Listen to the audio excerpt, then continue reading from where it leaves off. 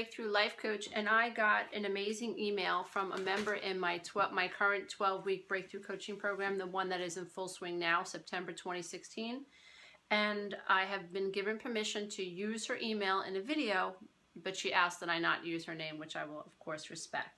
So she writes, "Dear Lisa, I am a member of your current 12-week breakthrough program, and I love it. I'm so grateful for your work. I am really healing. I can tell my subconscious mind is learning to confront my old programs. It is so awesome to finally feel like I will not be unhealthy of mind, body, and soul forever. I have a question about my transgender child. So many of my friends have their opinions about how my husband and I are raising him. He was born female, but by the time he was 3, I knew my little girl was really a little boy. I would appreciate your input on how not to take my friends' opinions so personally. My child is 17 now, and I let him dress as he pleases. He has decided to live his life as a male, and I encourage him to do so. Your work has allowed me to accept what I can't and do not have the right to change. I would, however, like some feedback on this issue with my child as it relates to my feeling so angry at my so-called friends.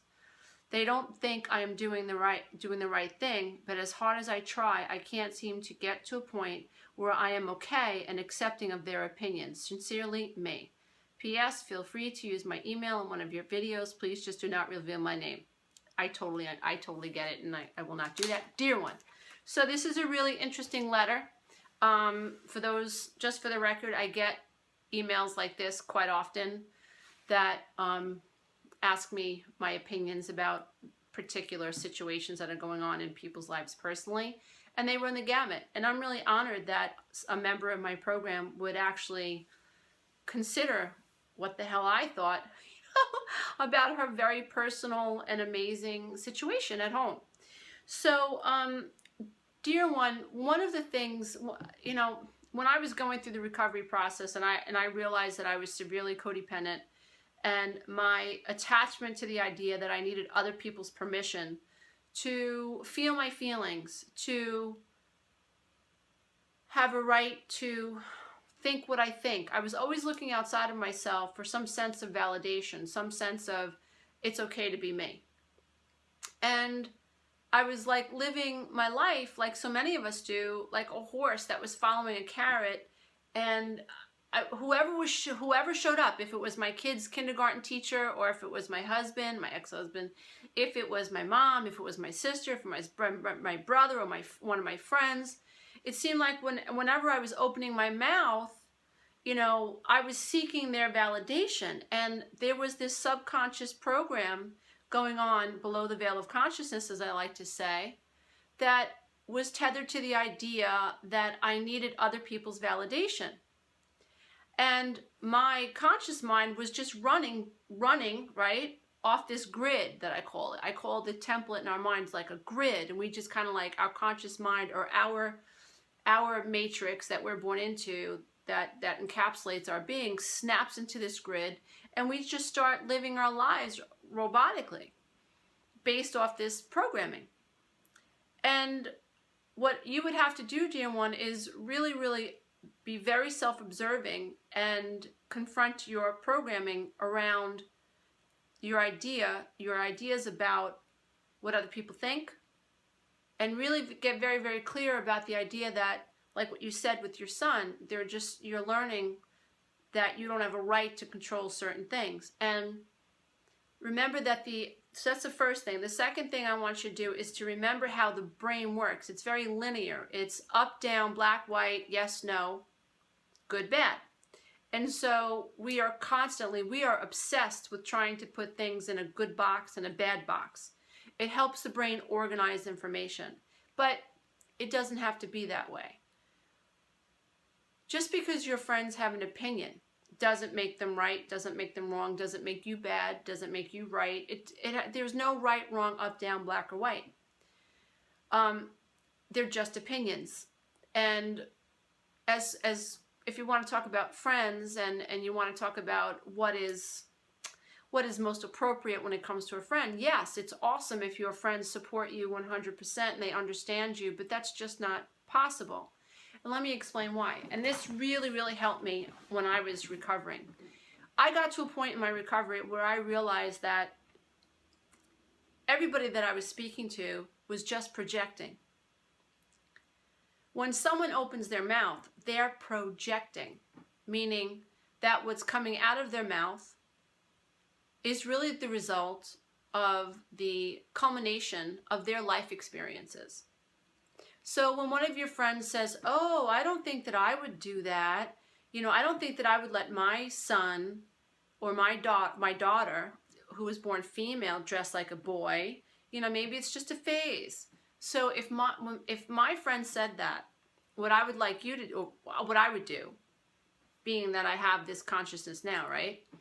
I would understand that what's coming out of her mouth is the result of what she's heard in her childhood about perhaps transgender.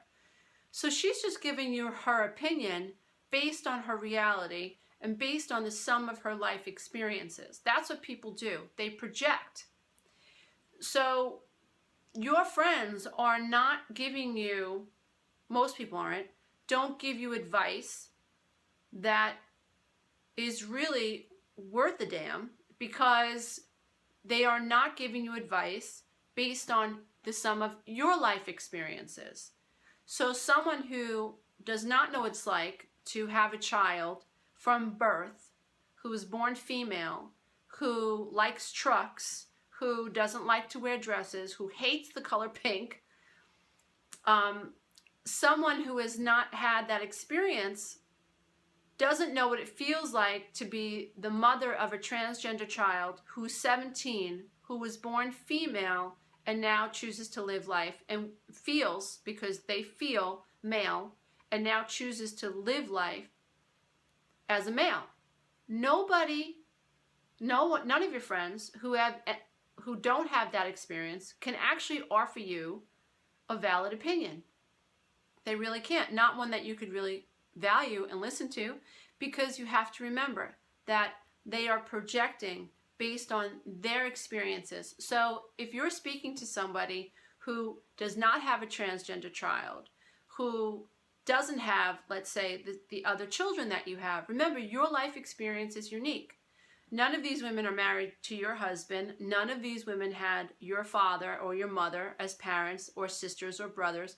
None of them went to your church or your school. And none of them have your ideas, every one of your ideas and every one of your beliefs. So your decisions are your decisions, and you must honor them and believe in them because they're yours and they're based on your unique experiences. So I really hope that that helps you, dear one, because you're doing great in terms of accepting the situation for your son. This is his life experience. And, I have one of my best friends is gay, and I remember having a conversation with him years ago, for instance, and he said to me, nobody would choose to be born gay, although he's very happy being gay, but it wasn't a choice, and being transgender isn't a choice. If children can be born with 3 limbs or 8 limbs, then children can be born with the wrong gender assignment, meaning that their genitalia, their body doesn't match the psychology of the brain in terms of what sex they identify with. If children can be born with cancer, then certainly children can be born transgender. People can be born transgender. And there's absolutely nothing wrong with that, except what other people think about that. But there's nothing wrong with having this issue. And whoever your son is now assuming the role of a male, good for him. If that's what he wants to do, this is his life experience. And the more you're able to accept your son and see him as an individual, right, and don't mesh, because don't be codependent. Your son has a right to live his life the way he wants to.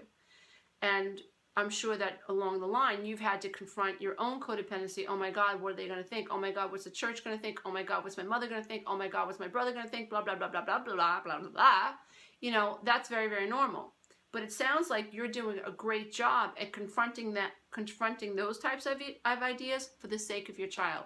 And I commend you, and I bow to the love and enlighten you. I think that's absolutely wonderful and amazing of you as a mom to take this on and be there for your child, which that's the role of a mom, right? So good for you. I'm very, very proud of you. In terms of your anger, when it comes to your friends, remember, you don't have a right, and I don't have a right, to control what other people think. We really don't. Our journey as enlightened beings, and those of us who have taken up the sword of spiritual awareness, and we are truth seekers and truth warriors, we have to learn to allow other people to be, just like you're learning to let your son be.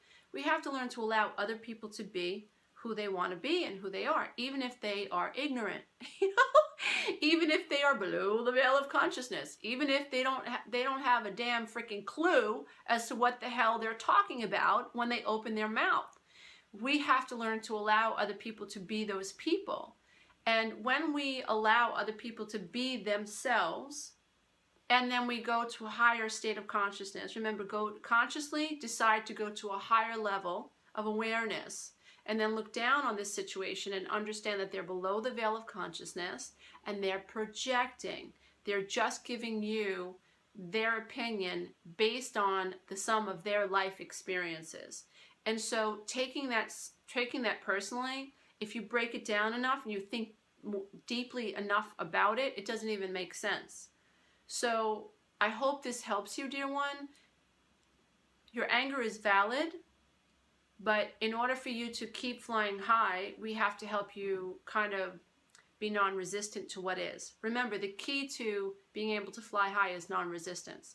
It's learning to allow other people to be who they are, allow other people to have their opinions, even if they suck, even if they're condemning. You got to learn to be like water, dear one. You've got to learn to like, okay, that's your opinion. You might want to not ask them their opinion in the future. Or you might have to set up a boundary, say, I'm not discussing my son with you anymore. I understand that you could never really understand where I'm coming from, and that's okay. And then just set and enforce a boundary. Do not talk to your friends about this situation.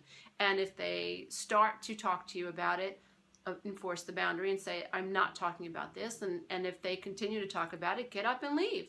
And then tell them, I love you all, but I will not discuss this with you because you cannot possibly understand where I'm coming from. And if you can't support me, then I'd rather just not discuss this issue with you.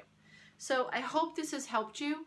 And I hope this has helped you, but I also hope that if anyone out there was struggling with this idea of taking things personally, I hope that the tools that I shared in this video help you too learn how not to take other people's comments personally. Remember, everybody out there is projecting, dear one. Everybody's projecting. So for you to take that personally it's just not necessary. Love your life, love yourself, take care of your children, mind your own business, and let other people be who they are, and all will be well. Namaste, dear ones. I bow to the love and the light in you. Bye.